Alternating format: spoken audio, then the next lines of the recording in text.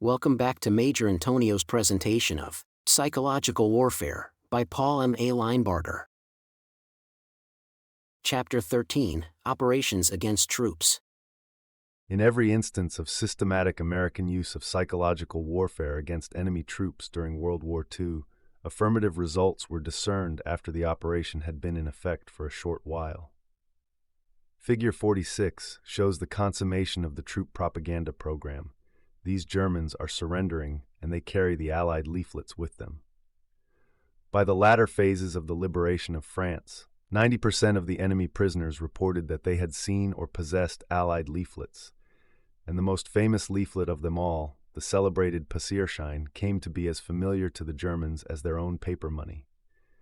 Since every enemy who surrenders is one less man to root out or destroy at a cost of life to one's own side, the sharp upswing of enemy surrenders was a decided military gain. Two separate types of psychological reaction are to be sought in the enemy soldier's mind. The first consists of a general lowering of his morale or efficiency even when he is not in a position to perform any overt act, such as surrendering, which would hurt his side and help ours. This may be called MO or morale operations. The second type of action is overt action, surrendering, deserting his post of duty, mutinying, which can be induced only if the appeal is expertly timed. Operations against troops must be based on the objective military situation. Suffering and exertion increase realism. Plain soldiers are not apt to be talked over by propaganda unless the propaganda is carefully cued to their actual situation. All propaganda should be based on fact. Propaganda to troops must be based not merely on fact, but must show shrewd appreciative touches of understanding the troops' personal conditions. Propaganda is not much use to a nation undergoing abject defeat, for the troops on the victorious side will be buoyed up by the affirmation of victory from their own eyes. Troop propaganda must therefore aim at eventual willing capture of the individual, not at surrender by his individual initiative. It must implant the notion that he may eventually be trapped, and that if that happens, he should give up. The propaganda must not meet the soldier's loyalty in a head-on collision, but must instead give the enemy soldier the opportunity of rationalizing himself out of the obligations of loyalty. True loyalty requires survival, and therefore surrender.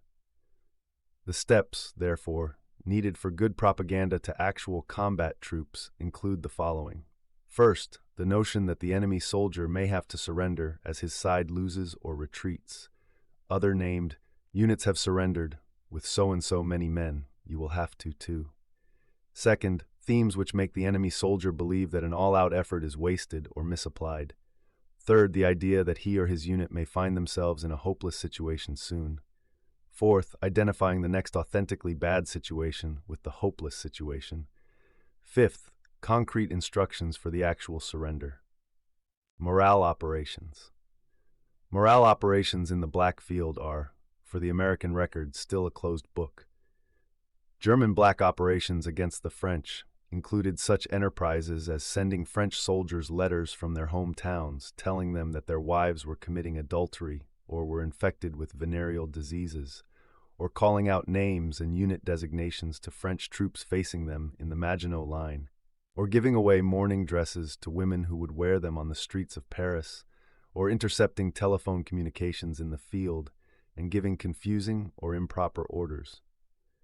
Morale operations on the white side included such items as the following: sending mournful poetry leaflets to Japanese units which were known to be demoralized for lack of home furlough, China Theater; dropping beautiful colored pictures of luscious Japanese victuals on starving troops, North Burma, showing the Japanese sad sack in a cartoon, fighting everywhere while his officers get all the liquor, all the food, all the girls, and all the glory, while the common soldier ends up cremated, Southwest Pacific.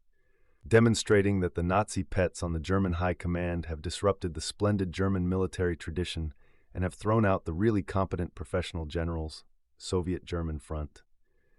Pinning the nickname Der Sturber, roughly, Old Let's Go Get Killed, on a German general who had boasted of his willingness to expend personnel, Anglo-American and Soviet radio, telling the German troops they were dying for a cause already lost, Italy.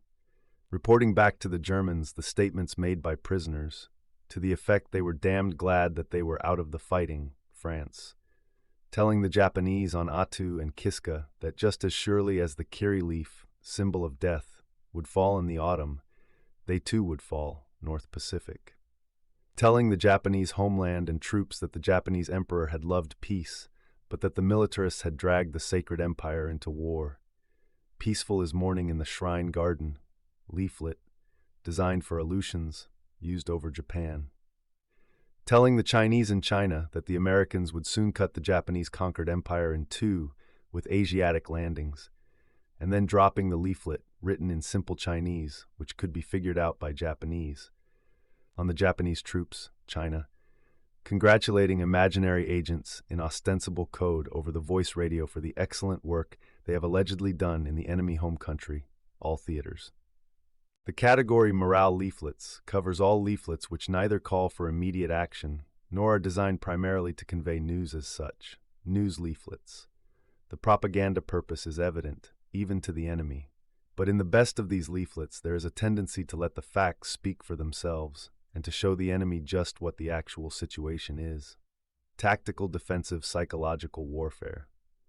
Morale operations are designed, therefore, to obtain responses other than immediate action. Several possible goals can be sought, singly or jointly. The commonest is preparation of the enemy soldier's mind for the actual physical act of surrender, the moral act of doing no more for his own side. Whenever surrender requires nothing more than passivity, morale leaflets are even more promising. In such cases, all that is asked of the enemy is that he sit tight, fight inefficiently, and put up his hands when he is told to do so. Other purposes of morale operations include the irritation of enemy groups against each other, the general depression of enemy morale, the discouragement of enemy troops, officers, or commanders.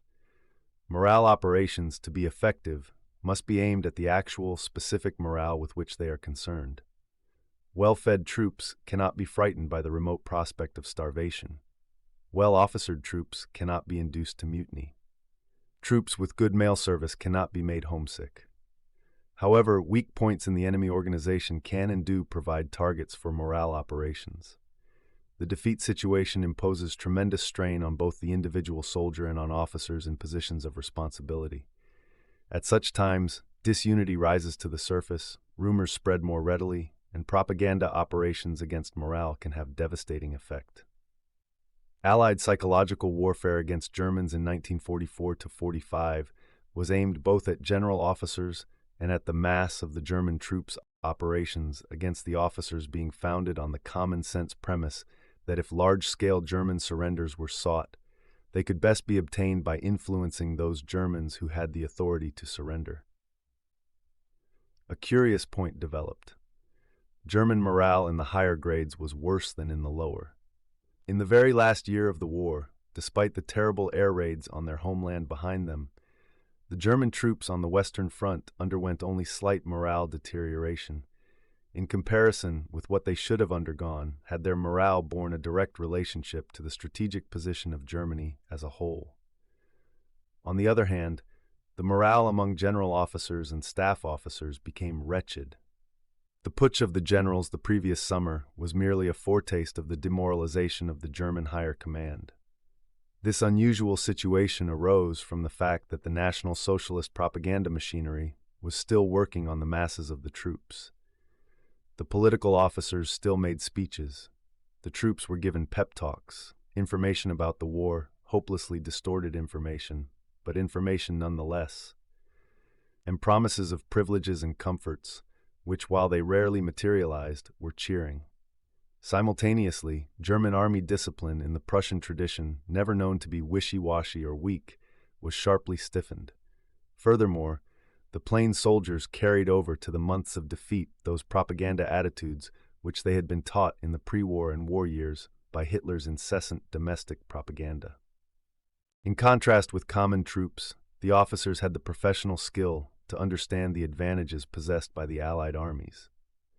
The officers knew enough about global and continental strategy, about the immediate strategy of the Western Front, about economic factors and so on, to see that the situation was genuinely bad.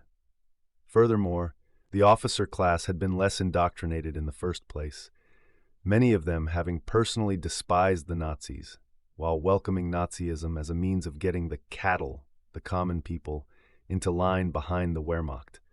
And those of them concerned with propaganda naturally became critical of all propaganda, including their own governments, and communicated their criticisms to their brother officers. German defenses against Allied psychological warfare worked. The German troops fought on when they had no business fighting, when their own generals thought it was time to quit, and held out only because the SS and Gestapo promised ready death to any high officer who even whispered the word defeat. This German defensive success was based on two factors. One, the good condition of the German troops in terms of food, supply, communications, and weapons. Two, the coordination of all morale services for the purpose of defensive psychological warfare. A common Lancer, tough and ready in a whole division full of well-fed, well-armed men, could not be expected to undergo despair because freight car loadings hundreds of miles away had dropped to zero. He might see that the Luftwaffe was less in evidence. He might grumble about mail or about having to use horse transport. But as long as he could see that his own unit was getting on all right, it was hard to persuade him that defeat was around the corner. In World War I, the German troops at the time of surrender were much better off than most of them thought they were. In World War II, they thought they were better off than they actually were. The Germans may not have been in perfect shape, but they were incomparably better off than the starving scarecrows with whom Generalissimo Chiang was trying to hold back the Japanese in West Hunan, or the Americans who had fought despair, fever, and Japanese, all three at once, on Bataan. Along with their relatively good immediate condition, which masked and hid from them the strategic deterioration of the Reich to their rear, the German troops had the services of morale officers who were actually defensive psychological warfare operators.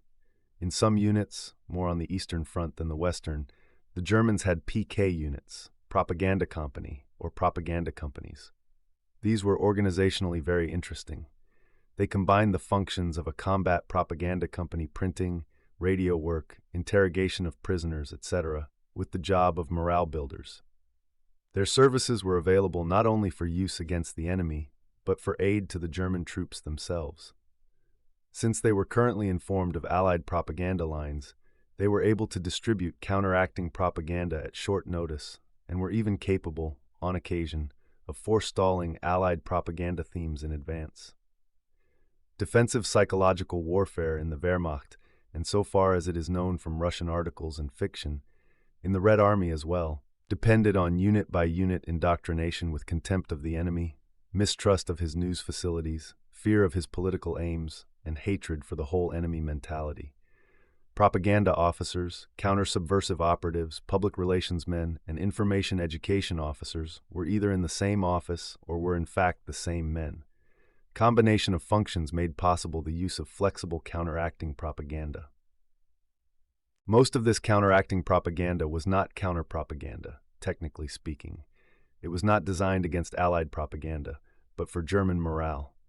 Morale building was not left to occasional recreational facilities, newspapers for troops, USO entertainment, and the like, but was compelled through the use of internal espionage, affirmative presentation of the German case, and unified informational operations. This German tactical defensive psychological warfare was neither a total success nor a total failure. Insofar as it helped the Wehrmacht hold out, it aided the last-ditch Nazi war effort. The American Army did not employ defensive psychological warfare in World War II. Troop indoctrination was extremely spotty. American morale remained good, not because it was made good by professionals who knew their job, but because Providence and the American people had brought up a generation of young men who started out well, and since the situation never approached hopelessness, kept on going with their spirits high. For the future, the American and British armies faced the problem of devising arrangements whereby within the limits of a free society, soldiers can be affirmatively indoctrinated in the course of operations.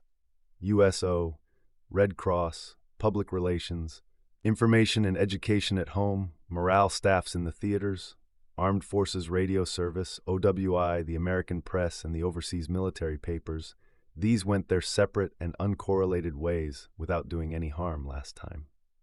If the next war starts, as it may, with an initial interchange of terrifying strategic bombardments, the morale situation may be inherently less healthy. Wise planning would provide, perhaps, a single chain of command for public relations. Military propaganda and morale services, extending this all the way down to the platoon, if necessary, to make sure that the national line on any given topic is explained, presented, repeated, and, if necessary, enforced. Such defensive psychological warfare might work against sensational enemy black operations, against attempted political division, and against fabrication of the news provided it was carried out in an expert fashion. It could not change morale deterioration resulting from practical deterioration within the troop unit itself, except to decelerate the rate of decline. It would not make up for poor leadership. Nothing makes up for poor leadership.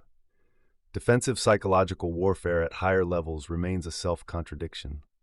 As pointed out above, good psychological warfare is never directed merely against other psychological warfare. It is directed at the mind of the target audience, at creating attitudes of belief or doubt which lead to the desired action.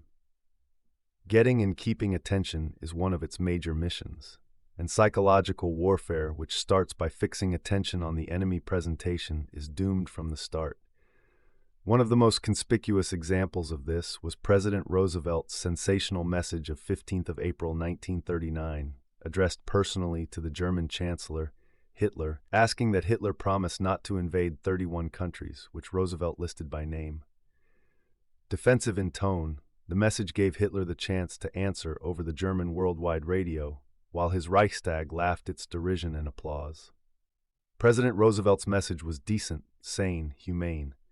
It was inspiring to the people who already agreed with him, but it created no attitude in the Germans to whom it was addressed.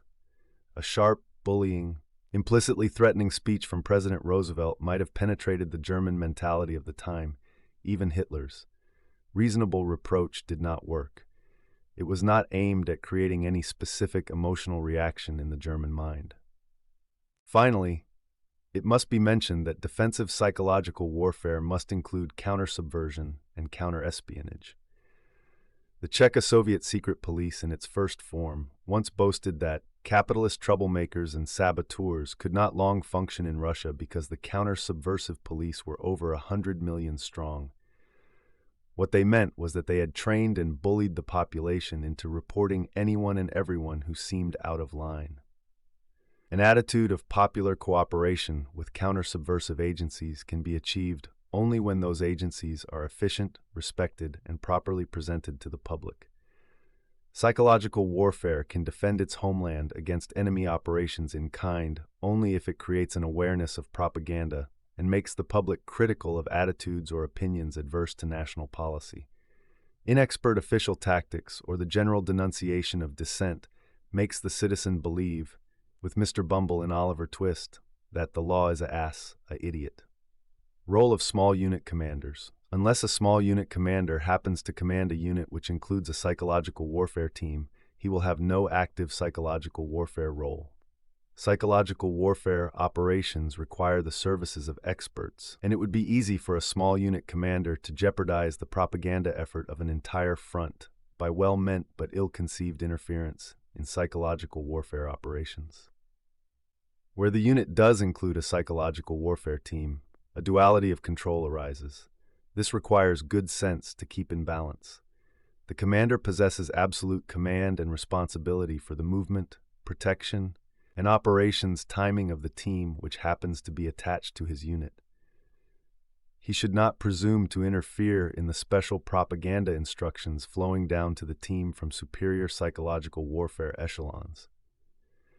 Because of the pressing needs of propaganda operatives for news and for order of battle intelligence, it is normally desirable that they have their own signal facilities and that their routine operational communications short-circuit normal military channels.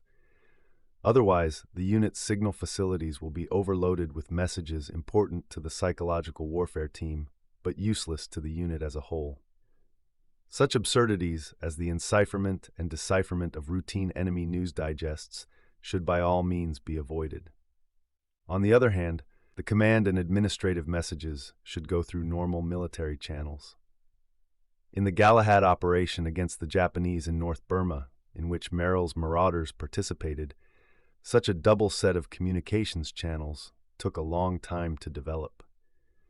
Where the small unit commander does not possess professionally trained and equipped psychological warfare facilities, he should no more expect to engage in offensive psychological warfare than to undertake chemical warfare with improvised materials. It becomes his responsibility to turn to liaison, field liaison. One of the new roles developed within the Army during World War II was that of psychological warfare liaison officer. Such men were either commissioned officers, usually of company grade, who had been given appropriate training, or were uniformed civilians detailed from OWI or OSS. It is the job of the liaison officer to become acquainted, as far down the echelon of command as may be necessary, with the commanders whom he is to service. He must at the same time retain an intimate knowledge of the personnel, procedures, and facilities of the psychological warfare unit from which he is detached. His position must be compared to that of a salesman, who should know his product, his company, his sales manager, and his customers all equally well. The liaison officer should be able to explain to small unit commanders what psychological warfare can do for them, and he should learn to discriminate between high priority and low priority requests for PW materials. For example, a well-trained liaison officer might receive a call from a regimental or battalion commander. He would find that the commander desired leaflets to be used in a particular tactical situation. He should be able to explain what standard ready-prepared leaflets were available, what delay would be involved in making up special leaflets, and what quantities of leaflets would be advisable. Turning back to his home headquarters, he should be able to present the commander's case to the leaflet printers or the public address team, and should help the propaganda people in understanding the commander's problems. Mechanics of liaison. The mechanics of liaison depend in each case on the psychological warfare unit. Some had extensive networks of liaison officers, others had virtually none.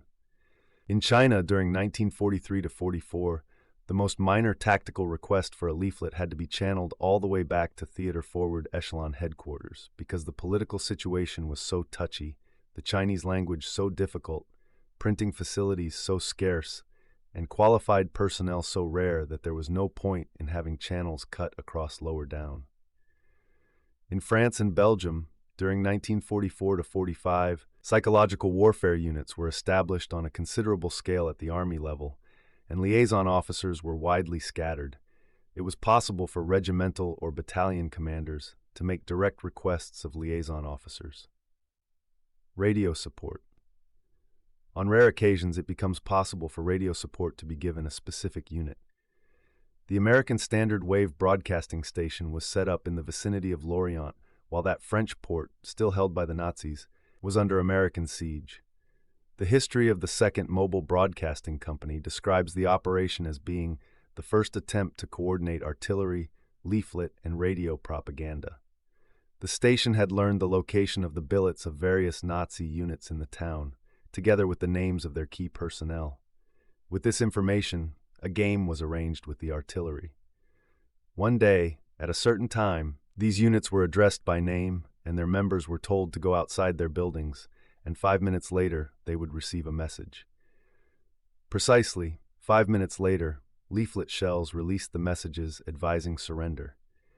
The ability of the Americans to do things like that impressed the German soldiers with their hopeless position more than words.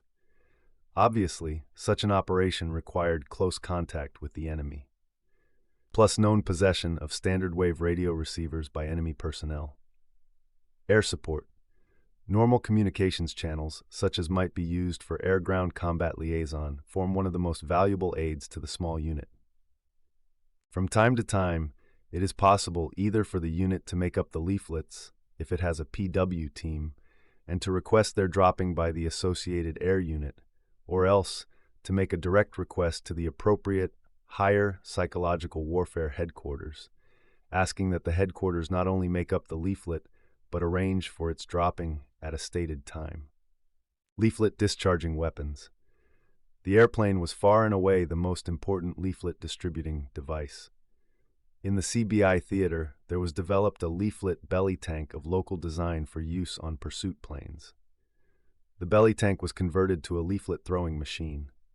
Adjustment of the controls could regulate the speed at which leaflets were discharged, so that the pilot could give enemy units or installations bursts of leaflets in precisely the same way that he would strafe them with machine guns. This, however, was exceptional, owing to the tremendous dispersion of the Japanese in the jungle and the need to conserve leaflets. In most instances, the leaflet bomb or leaflet box was the standard Air Force method of distributing leaflets. Among the ground weapons used for discharge of leaflets, there are the following. Chemical warfare shells converted to leaflet use, especially smoke shells. Almost every variety of available artillery shell, howitzers having proved especially useful. Rifle grenades converted for leaflets. Leaflet bundles with a small quantity of explosive attached to a quick fuse, packed so as to be thrown in a manner similar to the manual throwing of a grenade. Mortars were probably the chief leaflet throwing device on both the European and Asiatic fronts. The Germans went so far as to develop a special propaganda mortar. Smoke shells proved particularly easy to adapt. The firing of leaflet shells is a responsibility of the unit possessing the guns. Psychological warfare teams were not issued their own guns, save for unit protection. The actual distribution of leaflet shells was effected, taking the Fifth Army as an example, in the following manner. The Army Combat Propaganda Team planned, cleared, printed, and packed leaflets suitable for the occasion. The team cleared with the artillery officer, 5th Army, an agreement for an order to use the leaflets. The team's own liaison officers transmit the order to the appropriate divisions and lower echelons. The order itself prescribed the times for picking up the leaflets from the ammunition dumps. The team procures the empty shells and packs them with leaflets. The Army order allots 150 leaflet shells per division. The team specifies in the order the time limit within which the shells are to be used. Corps and/or division selects the specific targets, the general target being all enemy concentrations within range. In smaller units, the propaganda unit would often be placed in direct communication with a specific artillery unit, which would be charged with the responsibility for discharging the leaflet shells at opportune times. When a requesting unit asks for leaflets, and itself possesses the guns which could fire leaflet shells, it is entirely possible for the supplier to send leaflets ready packed in the shells. However, even the most rapid shell packing job takes considerably more time than the readying of aircraft for leaflet distribution.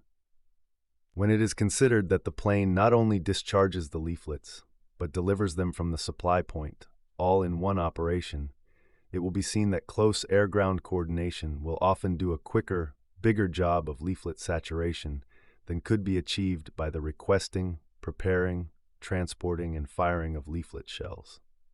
Contingencies of the future. This text refers to known experience. Short of turning to the field of futuristic fiction, it is impossible to provide discussion of situations which have not been known in the American Army. The experiences of the Nazis and the Japanese cannot be taken by ourselves as wholly parallel, since those peoples, under dictatorship and rabid indoctrination, produced a different kind of army from the American. What should a small unit commander do if his men thought they had been contaminated by airborne disease germs distributed by enemy bacteriological warfare planes? How should he act if his men were told by an enemy broadcast that they would be exposed to radiation which would cause anemia, cancer, or death if they did not surrender immediately?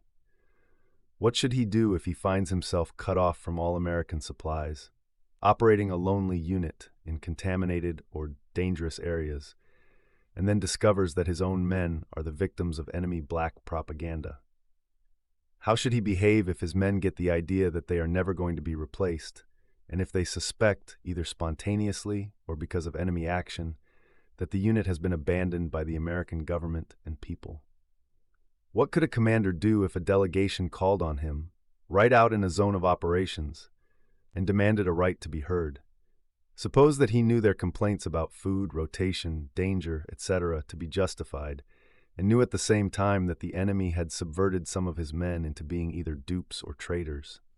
Suppose his men protested a lack of deep, lead-lined shelters the day after enemy leaflets instructed the American soldiers to ask for such shelters. Should he treat all such enlisted men as traitors? Suppose he is faced with the specter of political treason, subversion, and revolution. American officers have not faced such problems since the days in which George Washington was commander-in-chief. War after war, we have gone into the fight with a profound confidence in our ability to win. Future war may hold forth no such assurance. If America is injured, her troops decimated, their homes exploded or poisoned by foreign atomic attack, brand new questions of psychological warfare will be posed. No living American has ever had to face such problems. This is no assurance that they will never occur. Upon the manhood, the fairness, the sheer intelligence of small unit commanders there may fall the unexpected task of holding their units together in the face of disastrous psychological attack.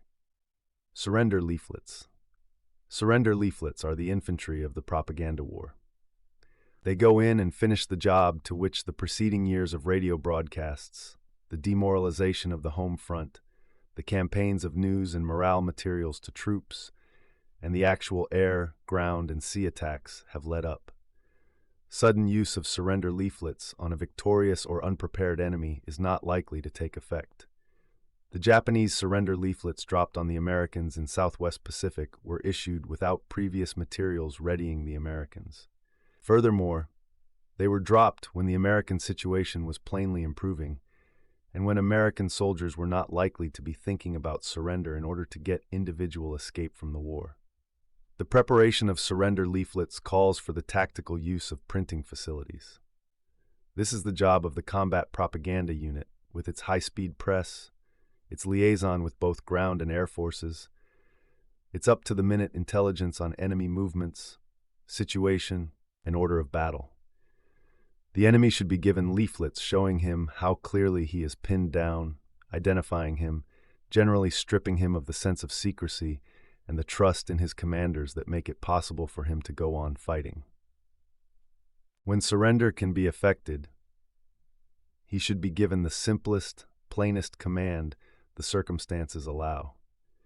In the case of the Japanese, there were difficulties on the American side about letting the Japanese come over to surrender. Too many of them were suspected of having tucked hand grenades into their fundoshi. Many a Japanese started out for the Allied lines and failed to make his peaceful intentions plain enough. The result was a strong deterrent to other Japanese who may have been trying to decide whether they wanted to surrender or not. It was found that the bright white leaflet with the identifying stripes on it would be shown to our troops, who could be taught to hold their fire when they saw Japanese carrying that type of leaflet. To the Japanese, the plainness of the surrender formula was a considerable help in coming over.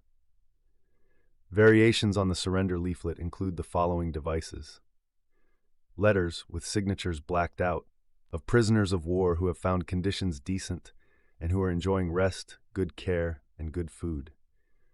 Photographs with the faces blocked out when security procedures or the rules of war so require, showing enemy prisoners actually enjoying the benefits of being out of the war. Political arguments to the effect that the highest duty of the soldier is to his country or emperor, and that if he dies for the sake of some general in a foolish war, he will be denying his country a fine post-war citizen like himself, needed for reconstruction and progress. A list of the foods available to surrenderees, a statement of the conditions of military imprisonment, reaffirming the rules of the Geneva Convention, the promise that the potential prisoner will be allowed mail communication with home, anger motif, showing scum and profiteers at home, and attempting to induce surrender by telling the soldier that he is being made a sucker, obscene pictures showing naked women, designed to make the involuntary celibate so desirous of women that he surrenders out of bad nerves. Japanese idea, and did not work. The troops naturally kept the pornography, but merely despised the Japanese as queer little people for having sent it. This type cannot be illustrated. The Library of Congress has copies in a locked file. The effective surrender leaflet frequently turns language difficulties into an asset. Whole series of leaflets will teach the enemy soldier how to say, "I surrender," in the language of the propagandist. The words, "A surrender," were made familiar to every German soldier. It is simply the phonetic spelling of English for Germans to pronounce. Surrender is not merely a case of transferring loyalties. It is a highly dangerous operation for most infantrymen. It takes nerve if done deliberately. The voluntary surrenderee risks being shot by some exasperated officer or comrade on his own side. He risks court-martial for treason if his surrender is willful and his side wins the war. He may run into a trigger-happy enemy who will shoot him. He may fail to make himself understood to the enemy. Therefore, surrender leaflets try to catch some simple procedure, to indoctrinate the enemy soldier with routine things which he can do when the opportunity arises. Of all leaflets, those most effective, most closely tied in with unconscious preparation for eventual conscious choice, are the ones dealing specifically with concrete treatment of prisoners of war. The surrender leaflet itself can be used as an authorization to surrender. The enemy soldier who carries a leaflet around with him, just in case he may need it, is already partially subverted from enemy service. Other action leaflets. In World War II, there were ample opportunities to surrender on most fronts. In subsequent conflicts, however, it is quite possible that surrendering will be physically unfeasible because the surrenderee will have no one at hand to whom to surrender. See below. Recourse may then be had to a type of leaflet only occasionally used in World War II. The leaflet which calls on enemy troops to perform some action other than surrender. The commonest of these is desertion, when it is known that enemy forces are being held in a dangerous spot by their own command, and when there is a fair probability that heavy artillery or air attack can be concentrated on the area which has been strewn with leaflets. A bluff normally fails, and moreover discredits later operations of the same kind, whereas a successful and fulfilled threat builds up cumulative credibility among the enemy audience. When long-range weapons are used, it may be possible to address troops by leaflet before the attack, suggesting that they remove themselves, as individuals, to places of safety. Such an operation would assist enemy disorganization. The author knows of no case where the Germans did this with their V1 or V2 bombs. Black action appeals may teach the enemy troops how to malinger, may present political or ethnic arguments to troops known to be members of minorities or satellite nationalities, for example, Poles in Nazi service, with the intent that these mutiny, or may at the very end of a war, call upon enemy troops as units to cease resistance and to await a later opportunity for organized surrender. Loudspeaker units. The use of the amplified human voice developed slowly in World War II. Improvised units were set up in North Africa, in the Italian landings, at Anzio, and in the Normandy operations. At times these talked over valuable groups of enemy prisoners, but their range did not go beyond 200 yards, which sharply limited their utility.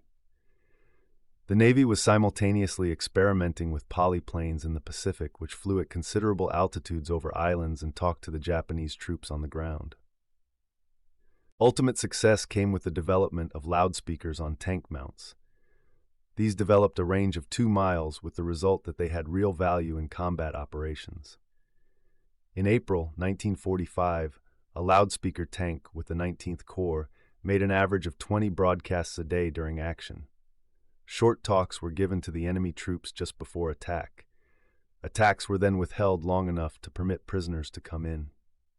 The attacks were then launched, lifted after a pause to permit more prisoners to come in, and finally pushed through. This tactic worked particularly well at roadblocks where enemy troops were flanked. In the Teutoburger Wald, a whole platoon was persuaded to surrender. At Hildesheim, 250 prisoners came over together. Elsewhere in the drive into Germany, the Germans came over in even greater numbers. But the situation was then so obviously at its best for us that they probably would have responded similarly to command banners, black words on white background, such as the ancient Chinese imperial forces used to carry around for tactical communication with bandits and rebels. On Okinawa, tank-mounted loudspeakers were ingeniously hooked up. The American tank officers and crews obviously could not speak good colloquial Japanese. The Japanese troops were dug in like rodents, and in a condition of desperation that made them fight cruelly and suicidally. Even if the Americans shelled the openings of their cave mouths or ran armored bulldozers over the holes, burying Japanese alive, there was the chance that the Japanese would run through long underground passages and pop up later, possibly at night, to cause more damage before they were killed. With Americans and Japanese unable to talk to one another, this condition might have led to a severe loss of American life in mopping up hundreds upon hundreds of such minute Japanese strongholds. The American tanks had loudspeakers mounted on many of them. They had radio telephone communication that could be used between the different tanks on a tank team, or it was an alternative and could not be used simultaneously, could be employed for the commanding tank to communicate back to headquarters.